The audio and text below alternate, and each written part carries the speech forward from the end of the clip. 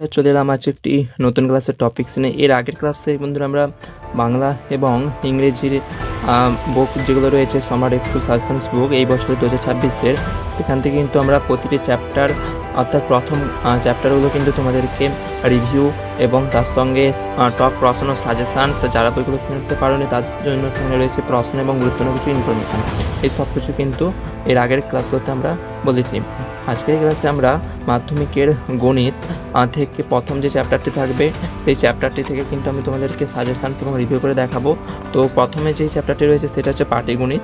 তো পাটিগণিত থেকে আমি তোমাদেরকে গুরুত্বপূর্ণ প্রশ্ন কিন্তু দাগিয়ে দেবো। এইটি একটি সাজেশানস বই, ঠিক আছে, কিন্তু এই বইয়ের মধ্যে অনেক প্রশ্নই রয়েছে। সেই সমস্ত প্রশ্নের মধ্যে যেই প্রশ্নগুলো খুব গুরুত্বপূর্ণ, যেগুলো মোটেও ছাড়া যায় না, সেই সমস্ত প্রশ্নগুলো আমি তোমাদেরকে বলে দেবো এবং তার সঙ্গে কিছু গুরুত্বপূর্ণ তথ্য দেবো। কীভাবে এক্সামে সব কিছু অ্যাটেম্প করবে, কোন প্রশ্নগুলো কীভাবে অ্যাটেম্প করতে হয়, সব কিছু কিন্তু এই ভিডিওর মধ্যে রয়েছে। তাই বন্ধুরা অবশ্যই ভিডিওটি শুরু থেকে শেষ পর্যন্ত দেখবে, মোটেও স্কিপ করবে না।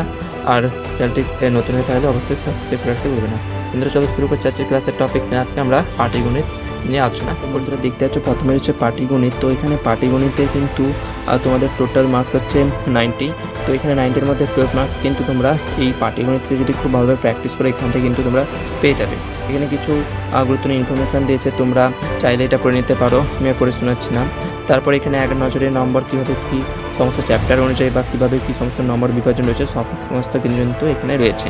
এরপর এখানে পাটিগণিতের প্রথম চ্যাপ্টার হচ্ছে সরল সুদ। তো এটাই কিন্তু আজকে আমরা আলোচনা করবো। তো সরল সুদের প্রথমে দেখো এমসিকিউ রয়েছে। এখানে বন্ধুরা আর কোশ্চেন দাগিয়ে দিচ্ছি না।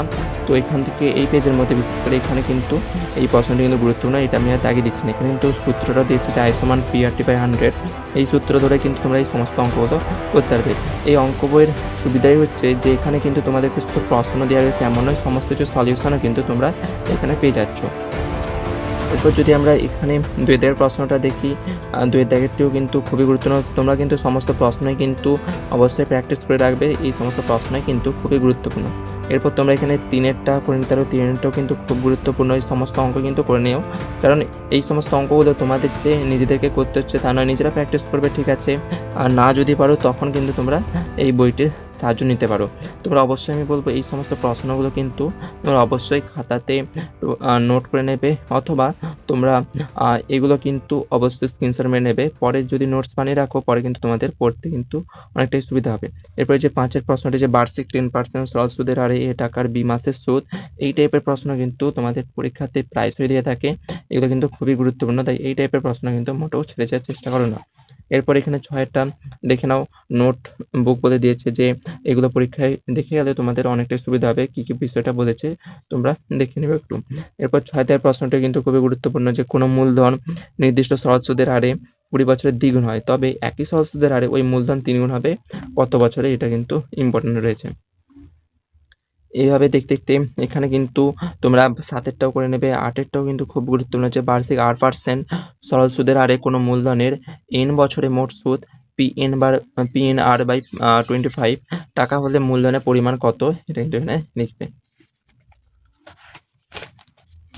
এরপর এই পেজের মধ্যে দেখে নাও, আমি দেখিয়ে দিচ্ছি সমস্ত প্রশ্ন কিন্তু রয়েছে, তার উত্তর রয়েছে, তোমরা এগুলো কিন্তু স্ক্রিনশট মেরে নিলে তোমাদেরই ভালো হবে। এরপর 10-এরটি যে বার্ষিক R/2% সরল সুদের হারে 2p টাকা t বছরে স্ববৃদ্ধিমূল হবে নিচের কোনটি। এরপর এখানে 11টি যে p² টাকার p/2 বছরে p/5% হারে বছরে সুদ হবে pq/40, তাহলে p এর মান কিন্তু নিচের কোনটি হবে, এটা তোমাদেরকে দেখে নিতে হবে। এইভাবে আমাদের এমসিকিউ শেষ। এরপর এসএকিউ টাইপ প্রশ্ন শুরু হয়ে গেছে। তো এসএকিউ টাইপ প্রশ্ন এখানে কিন্তু প্রথমে শূন্যস্থান পূরণ তোমাদেরকে দিয়েছে। প্রথমেরটি কিন্তু খুব গুরুত্বপূর্ণ একটি অঙ্ক দিয়েছে। বার্ষিক 12.5% সরল সুদের হারে 3,65,000 টাকার একদিনের সুদ কত টাকা, সেটা কিন্তু এখানে বের করতে হবে। এরপর এই 2-এরটাও কিন্তু গুরুত্বপূর্ণ, সমস্ত অঙ্কই কিন্তু এখান থেকে তোমরা করে রেখো, কারণ এই সমস্ত অঙ্কই কিন্তু তোমাদের খুব গুরুত্বপূর্ণ। এটা মাইন্ড ইট মানে কোন বিষয়গুলো এখানে মনে রাখতে হবে সেগুলো কিন্তু এখানে রয়েছে, এগুলো কিন্তু অবশ্যই দেখে রেখো। এরপর যদি আমরা এই পেজে দেখি, এখানে যেহেতু সবার যে শেষের অঙ্কটা দেখতে পাচ্ছি, এই 5-এর অঙ্কটি কিন্তু বলতে পারো আমি যত অঙ্ক দেখিয়েছি এই অঙ্কদের মধ্যে কিন্তু এই 5-এর অঙ্কটি হচ্ছে খুব গুরুত্বপূর্ণ। দেখে মনে হচ্ছে না হয়তো গুরুত্বপূর্ণ, কিন্তু এই অঙ্কটি কিন্তু খুব গুরুত্বপূর্ণ যে x% বার্ষিক সরল সুদের হারে কোনো মূলধনের x বছরে সুদ 100 টাকা হলে মূলধনের পরিমাণ ড্যাশ টাকা, এটা কিন্তু খুবই গুরুত্বপূর্ণ। এখানে সত্য মিথ্যা শুরু হয়েছে। তো সত্য মিথ্যা টাইপের প্রশ্নে কিন্তু দেখতে পাচ্ছ এখানে নোটস বলে এখানে লিখে দিয়েছে। এই বিষয়গুলো কিন্তু তোমরা একটু দেখে রেখো যে কোন বিষয়গুলো কিন্তু খুব গুরুত্ব হবে, এখানে কিন্তু তোমাদেরকে বুঝিয়ে দেওয়ার চেষ্টা করেছে। এখানে এই অঙ্কের মধ্যে এই যে 3 এর অঙ্কটি দেখছো, এই অঙ্কটি মোটেও ছিল না। 3 টা কিন্তু সত্যি খুব গুরুত্বপূর্ণ যে 1 বছরে আসল ও সুদ আসলের অনুপাত যদি 20:21 হলে বার্ষিক সরল সুদের হার কিন্তু 1% হবে। এই অঙ্কটা কিন্তু মোটেও ছিল না। এরপর এখানে 4 দাগেরটা দেখতে পাচ্ছ, 4 দাগেরটাও কিন্তু খুবই গুরুত্বপূর্ণ যে সবৃদ্ধিমূল যদি p ব্র্যাকেট 1 প্লাস RT/50 সেক্ষেত্রে এখানে বার্ষিক সুদের হার 8%। এটা কি সত্য না মিথ্যা, এটা অবশ্যই তোমাদেরকে করে নিতে হবে। এরপরে যে এই যে 5টা প্রশ্ন দেখতে পাচ্ছ, যেমন আমি বললাম এখানে যে সমস্ত অতি সংক্ষিপ্ত প্রশ্নের মধ্যে 5টি খুব গুরুত্বপূর্ণ, ঠিক একইভাবে এখানে কিন্তু সমস্ত সত্য মিথ্যার মধ্যে 5 প্রশ্নটি কিন্তু খুব গুরুত্বপূর্ণ। যেমন রয়েছে প্রশ্নটি যে আসল ও সবৃদ্ধিমূলের মধ্যে সম্পর্কটি হলো আসল লেস দেন সবৃদ্ধিমূল। এটা তোমাদেরকে সত্য কিনা মিথ্যা সেটা কিন্তু তোমাদেরকে দেখতে হবে। এখানে একটি হিন্টস দিয়ে দিয়েছে যে সবৃদ্ধিমূল সমান আসল প্লাস সুদ। এই হিন্টস ফলো করে তোমরা কিন্তু এটা সলভ করতে পারো।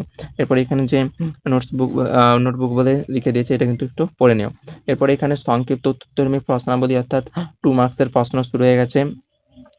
তো 2 মার্কসের প্রশ্নে কিন্তু এই সমস্ত অঙ্কগুলো তোমরা করে রেখো। এগুলো কিন্তু কোনোটাও কিন্তু একবারে যে তোমরা প্র্যাকটিস করলে তোমাদের সময় নষ্ট হবে তা নয়। সমস্ত অঙ্কই কিন্তু এখানে কিন্তু গুরুত্বপূর্ণ। বিশেষ করে কিন্তু তোমরা এখানে এই 2 এর প্রশ্নটা দেখে নেবে। দেখো অঙ্কটি মনে হচ্ছে ছোট, কিন্তু খুব গুরুত্বপূর্ণ কিন্তু এটা।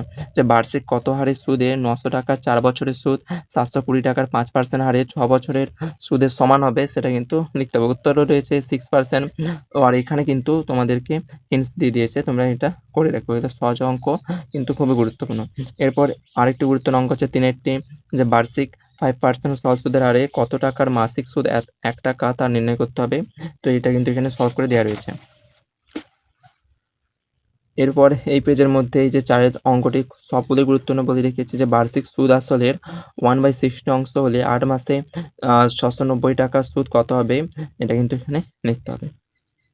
এইভাবে দেখার পর তোমরা এখানে কিন্তু সমস্ত অঙ্কই আমি বলবো যে ওগুলো কিন্তু সমস্তগুলো কিন্তু প্র্যাকটিস করে রেখো। ভালো রেজাল্ট করতে চাইলে এখান থেকে কিন্তু মোটেও কিন্তু কোনো অঙ্ক তোমরা ছেড়ে রেখো না। সমস্ত অঙ্কই কিন্তু এখান থেকে খুব গুরুত্বপূর্ণ। এরপর যদি আমরা বলি যে এখানে 8 প্রশ্নটি কিন্তু গুরুত্বপূর্ণ রয়েছে খুব, যে বার্ষিক 4% সহজ সুদের হারে কত বছরে মূলধনের 6 গুণ সবৃদ্ধি মূল্যের 5 গুণের সমান হবে। প্রশ্নটা দেখো একটু যেন ঘুরিয়ে ফিরিয়ে দিয়েছে, পড়লে কিন্তু কনফিউজ টাইপের প্রশ্ন, কিন্তু এই প্রশ্নটা একটু মন দিয়ে পড়লে কিন্তু তোমরা অবশ্যই বুঝতে পারবে যে কী করতে বলেছে। এরপর 9টাও দেখে নেবে। এরপর এখানে শেষ 10 প্রশ্নটি কিন্তু অবশ্যই করবে। 10টাও কিন্তু খুব গুরুত্বপূর্ণ যে কোনো মূলধন বার্ষিক 1/4% সরল সুদের হারে কত বছরে দ্বিগুণ হবে, সেটা কিন্তু তোমাদেরকে এখানে লিখতে হবে। এটা কিন্তু খুবই গুরুত্বপূর্ণ এইটা অঙ্কগুলো, বিশেষ করে যেগুলো তোমরা দেখতে পাচ্ছ শেষে তোমাদের অঙ্কগুলো দিয়েছে, সেই সমস্ত অঙ্কগুলো কিন্তু তোমাদেরকে তোমাদের কাছে খুবই গুরুত্বপূর্ণ রয়েছে। যে যেগুলো দেখো যে মিশ্র ভগ্নাংশ রয়েছে, হ্যাঁ, এগুলোকে তোমাকে প্রথমে তোমাদেরকে এখানে অপ্রকৃত ভগ্নাংশে আনতে হবে, তারপর কিন্তু তোমাদেরকে এগুলো সলভ করতে হবে। যে 1/4% এটা কিন্তু খুব গুরুত্বপূর্ণ এই টাইপের প্রশ্নগুলো, কিন্তু তোমরা মোটেও ছেড়ে যেও না এই টাইপের প্রশ্নগুলো। তারপরে না টোটকা হিসাবে কিছু তোমাদেরকে বলেছে, টোটকা বলতে খুব গুরুত্বপূর্ণ কিছু এখানে বিষয় রয়েছে, এটা কিন্তু করবে এই চ্যাপ্টার থেকে সমস্ত প্রশ্ন অ্যাটেম্প করার জন্য। এরপর যদি আমরা এই পেজে দেখে নিই, তো এই পেজে কিন্তু এখানে দীর্ঘ উত্তরধর্মী প্রশ্ন অর্থাৎ 5 মার্কসের প্রশ্ন কেমন টাইপের আসতে পারে তা কিন্তু এখানে রয়েছে। তোমরা দেখতে পাচ্ছ আমি প্রতিটি প্রশ্ন ধরে ধরে দেখিয়ে দিচ্ছি, তোমরা কিন্তু এগুলো কিন্তু অবশ্যই প্র্যাকটিস করো। বিশেষ করে যে এই 3 অঙ্কটি যেখানে দেখতে পাচ্ছ কতটা পার্সেন্টেজ রয়েছে, এই টাইপের প্রশ্ন কিন্তু তোমরা যদি ইয়ারের প্রশ্নগুলো দেখো তো সেখানে কিন্তু সমস্ত প্রশ্নই দেখতে হবে যে এই প্রশ্নগুলো কিন্তু প্রায়শই রয়েছে। এরপর এখানে 4 দাগের অঙ্কটি কিন্তু গুরুত্বপূর্ণ রয়েছে। 4 দাগটি কিন্তু তোমাদের পরীক্ষায় প্রচুর আসার জন্য খুবই গুরুত্বপূর্ণ।